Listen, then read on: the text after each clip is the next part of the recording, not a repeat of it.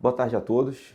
Eu gostaria de falar um pouco sobre o tema 698, que foi recentemente julgado pelo Supremo Tribunal Federal, e a sua repercussão na área de pessoal. Esse processo ele tem uma importância especial para a Procuradoria do município, porque o leading case ele veio daqui. No caso, o Supremo Tribunal Federal ele estabeleceu as seguintes balizas para a intervenção do Poder Judiciário em políticas públicas voltadas para a promoção de direitos fundamentais. Em primeiro lugar, à luz da separação dos poderes, o Supremo definiu em que casos o Poder Judiciário poderia de fato intervir em políticas públicas. Como nós sabemos, o chefe do Poder Executivo ele foi legitimado pelo voto para tomar as decisões administrativas de alocação de pessoal. No caso, então, o Supremo entendeu que somente na hipótese de ausência ou grave deficiência do serviço prestado estaria o Poder Judiciário legitimado a intervir e determinar alguma obrigação ao poder público. O item 2 da tese estabelece que, além do primeiro requisito, o Poder Judiciário também não poderia simplesmente determinar medidas pontuais para serem atendidas pelo Poder Executivo. Então, caberia ao Poder Judiciário unicamente definir as finalidades a serem alcançadas e ao Poder Executivo, esse sim, que tem a sua discricionariedade resguardada e que tem também toda a expertise técnica de como melhor atender ao fim público, caberia a ele estabelecer o plano para sanear aquela irregularidade. Então, esse ponto também é muito importante, porque isso trouxe luz para casos em que o Poder Judiciário estava intervindo de maneira muito drástica, trazendo uma intervenção muito firme, determinando, por exemplo, a contratação de X médicos, X enfermeiros, sem ter um olhar de todo o sistema de saúde. E o terceiro ponto, ele impacta especialmente a área de pessoal, porque ele define que a maneira de suprir o déficit de pessoal, no caso da área de saúde, não precisa ser necessariamente satisfeito através da realização de concurso público. Essa é apenas uma das maneiras de que dispõe o Poder Executivo para resolver o problema. No caso, pode haver contratação de OS, OCIPs, pode haver, por exemplo, remanejamento de pessoal de uma unidade para outra. Então, a Corte Suprema permitiu e validou que o Poder Executivo possa, dentro da sua margem de discricionariedade, estabelecer a melhor forma de suprir o déficit pessoal e não necessariamente através da imposição de uma obrigação de realizar concurso público e contratação de pessoal, porque nós sabemos que existe todo um impacto por trás disso, não apenas aquele impacto efetivo e imediato da contratação, do gasto público, mas também um impacto posterior, com questões previdenciárias, inclusive, na contratação de servidores públicos efetivos. Vou falar um pouco sobre judicialização da saúde e abranger também a parte de medicamentos de alto custo. Inicialmente, eu gostaria de ressaltar como que surgiu essa ideia de judicialização da saúde no Brasil, para depois entendermos como está hoje, em qual patamar está esse assunto. Inicialmente, começou com a Constituição de 88, mas foi uma Constituição mais pródiga em direitos sociais, em direitos fundamentais, que previu um capítulo de direito à saúde, muito em função do chamado neoconstitucionalismo, da constitucionalização desses direitos fundamentais e também da ideia do maior acesso à justiça da população. Inicialmente, logo pós-Constituição de 88, a judicialização da saúde não foi bem aceita pelos tribunais superiores. Eles tinham uma ideia de que o princípio da separação de poderes teria que ser respeitado e que o fornecimento de medicamentos e de prestações em saúde em geral seria de competência do Poder Executivo. Então, uma primeira fase, um primeiro momento, não se concedia essas prestações de saúde positivas que eram requeridas judicialmente. Só que houve um excesso de ações que fez com que se passasse a uma segunda fase. Nessa segunda fase, os tribunais perceberam que eles teriam que tomar alguma atitude em relação a isso e houve um fornecimento desmedido de medicamentos. Só que isso gerou, além de um enorme número de ações perante o Poder Judiciário, um descontrole para o Poder Executivo em como colocar em prática essas decisões judiciais a que teria sido condenado. Os processos chegaram às Cortes Superiores e as Cortes Superiores começaram a decidir sobre o tema e perceberam a necessidade de que se criasse critérios para o fornecimento dessas prestações de saúde, especialmente falando dos medicamentos de alto custo. Então, o STF e o STJ proferiram uma série de decisões sobre o tema, passando então para a chamada terceira fase da judicialização de saúde, em que estamos agora, e nessa terceira fase, o que se nota há uma condenação do Poder Executivo às prestações positivas de saúde, mas para que haja essa condenação, o Poder Judiciário criou uma série de critérios para que sejam fornecidos esses medicamentos e esses insumos requeridos pelas partes. Em um primeiro momento, o STF trouxe uma série de requisitos e o STJ também, por exemplo, o tema 106 do STJ foi um tema paradigmático, onde que ele estabeleceu que nos casos de medicamento que são fornecidos, mas não são incorporados às listas do SUS, do Sistema Único de Saúde, a parte tem que preencher uma série de requisitos. Tem que comprovar a sua hipossuficiência, tem que comprovar que os medicamentos que são fornecidos pelo SUS foram ineficazes para o tratamento, tem que comprovar que ela precisa daquele tratamento de uma forma diferenciada. Posteriormente, ainda dentro dessa fase de critérios, o que se notou foi uma condenação de forma solidária. O STF, no tema 793, determinou a existência de uma solidariedade entre os entes de acordo com a repartição de competências estabelecida pela lei do SUS e pelas demais normas que regem o tema. Ainda que tenha sido estabelecido tudo isso, as controvérsias continuaram, os processos ainda chegam em um volume muito grande perante o Poder Judiciário e atualmente está pendente de resolução no STF o tema 1234, que diz respeito a medicamentos de alto custo que não foram incorporados a essas listas da União e a responsabilidade dos entes, em especial da União, pelo fornecimento. Porque, como se sabe, no âmbito municipal, somente o cuidado da chamada atenção básica que é de responsabilidade do município. Então, o município do Rio de Janeiro deveria ser condenado a isso.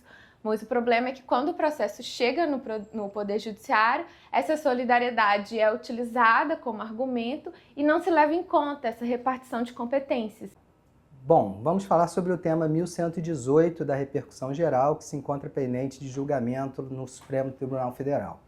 Cuida-se do tema, talvez o tema mais importante hoje para a administração pública em todos os níveis da federação, no que tange ao direito do trabalho.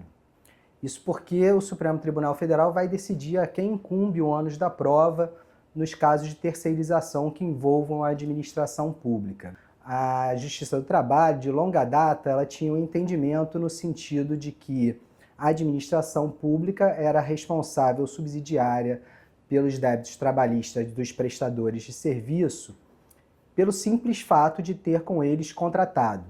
Essa questão ela foi levada ao Supremo Tribunal Federal em duas ocasiões. A primeira na ação declaratória de constitucionalidade número 16 e a segunda no tema de repercussão geral número 246. Em ambos os casos, o Supremo Tribunal Federal decidiu basicamente a mesma coisa. Disse que o artigo 71, parágrafo 1º da Lei 8666 de 93, a antiga Lei de Licitações e Contratos, era constitucional. E esse dispositivo, ele diz que, nos casos de contratação da administração pública, ela não é responsável pelos encargos trabalhistas das empresas contratadas. No entanto, o STF ressalvou que, em caso de culpa, ela poderia sim ser responsabilizada por esses encargos. No entanto, o STF não avançou no mérito de a quem incumbiria essa culpa, essa prova da culpa, o ônus da prova da culpa. Então, o TST se arvorou na condição de resolver essa celeuma. Disse o TST, cuida-se de matéria infraconstitucional, portanto, se o STF não analisou a quem incumbe o ônus da prova, digo eu a quem incumbe esse ônus da prova. E o TST passou a dizer: pela aptidão do ônus da prova, entendo que a administração pública deve provar que fiscalizou adequadamente os contratos que ela entabulou com os prestadores de serviço. A administração pública entende que essa decisão do TST em caráter genérico e abstrato não poderia ser levada a efeito, então conseguiu levar o tema novamente ao STF. E então o STF encontra-se incumbido de julgar novamente essa matéria através do tema 1118 da repercussão geral, quando então ele decidirá a quem incumbe o ônus da prova nesses casos. Eu vou falar rapidamente sobre um tema muito relevante para o direito tributário, que foi o tema 885, julgado em conjunto com o 881 do STF. Por esse tema, foi fixado que cessam automaticamente os efeitos da coisa julgada, firmada nas relações jurídicas tributárias de trato continuado, se sobrevier uma decisão do Supremo Tribunal Federal em ação direta ou em RE com repercussão geral em sentido contrário, que são ações de eficácia vinculante e efeitos erga omnes. Então, um exemplo prático da aplicação do tema 885 aqui na tributária foi também com um tema muito relevante aqui para a gente, que foi o tema 437 de repercussão geral. Pelo tema 437 de repercussão geral, foi fixada a seguinte tese, eu vou ler um minutinho. Incide o IPTU considerado imóvel de pessoa jurídica de direito público, cedido à pessoa jurídica de direito privado, devedora do tributo. Esse tema foi julgado em meados de 2017. Antes desse julgamento, um entendimento majoritário, e havia várias decisões transitadas em julgado, no sentido de que incidia imunidade tributária recíproca nesses casos, seja porque o imóvel era público, seja porque essa pessoa jurídica de direito privado não poderia ser o sujeito passivo, pois não era proprietária do imóvel nem possuidora com ânimo de dono. A partir do momento em que o Supremo fixa essa tese 437 com repercussão geral e muda o entendimento, cessam automaticamente os efeitos de todas essas coisas julgadas com base no tema 885. E a partir de 1º de janeiro de 2018, que é o próximo fato gerador do IPTU, a gente já vai poder cobrar esse IPTU. Esse tema 885 ele foi muito criticado, mas ele é bom. Por quê? Porque ele corrobora segurança jurídica, isonomia e a livre concorrência.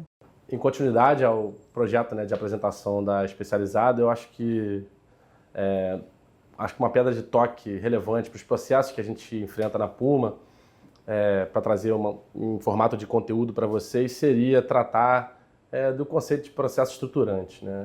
Na verdade, eu gosto de um tipo de exemplo que o professor Fred Didier dá, que ele fala que existem problemas estruturantes e processos estruturantes. Os problemas estruturantes são os problemas dinâmicos e multifacetados da vida. Esses problemas eles envolvem um sem número de atores, um sem número de possibilidades e um sem número de soluções. E o processo estruturante ele não inova em relação a esse conceito. Ele traz para dentro do ambiente, vamos dizer assim, da visão de túnel do processo judicial, um problema estruturante, o que exige diversas adaptações. Lá na especializada, o forte do nosso contencioso são as ações civis públicas, as ações populares, os mandados de segurança coletivos. E a gente também tem ações de constitucionalidade. O importante e o conceito que eu queria passar para vocês, que eu acho determinante, é entender que esses processos, diferentes dos processos bilaterais ou dos processos plurilaterais, mas com sujeitos muito determinados e soluções específicas para um lado ou para o outro, esses processos eles são como uma árvore, eles vão ganhando vida ao longo do caminhar processual. E essa vida faz com que atores não processuais sejam cada vez mais determinantes para a solução dos conflitos.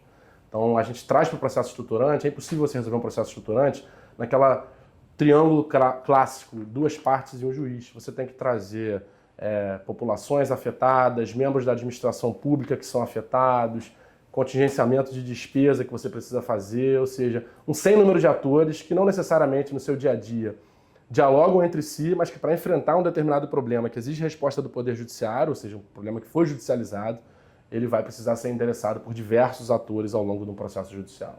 Há juízes aqui do Tribunal de Justiça do Estado do Rio de Janeiro participando da coordenação e do Tribunal Regional Federal também, atuando em função de coordenação, do que ainda é o início de um debate sobre o que será um código de processo estruturante, mas penso que esses trabalhos são desenvolvidos sempre com esse norte, com essa ideia de que não são soluções simples, são problemas extremamente difíceis de lidar e é preciso talvez um pouco de humildade para poder entender que o processo judicial não dá conta de tudo, porque a vida é muito maior do que isso.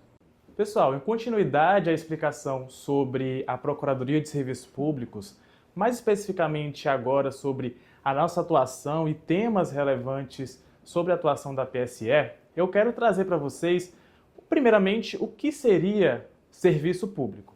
O serviço público ele é vivenciado por nós a todo momento e a todo instante. E aí o tema 698 do Supremo Tribunal Federal, tema de repercussão geral, ele vai assumir bastante relevância se a gente considerar que o Poder Judiciário, por meio da sua Suprema Corte, trouxe uma análise sobre a possibilidade de intervenção do Poder Judiciário em políticas públicas. Ora, serviços públicos e políticas públicas estão totalmente atrelados. E nesse contexto, a gente sabe que o Poder Executivo, por excelência, é o poder que tem um papel de desempenhar e de executar os principais direitos fundamentais ou tem um papel de potencializar o cumprimento dos direitos fundamentais previstos na nossa Constituição.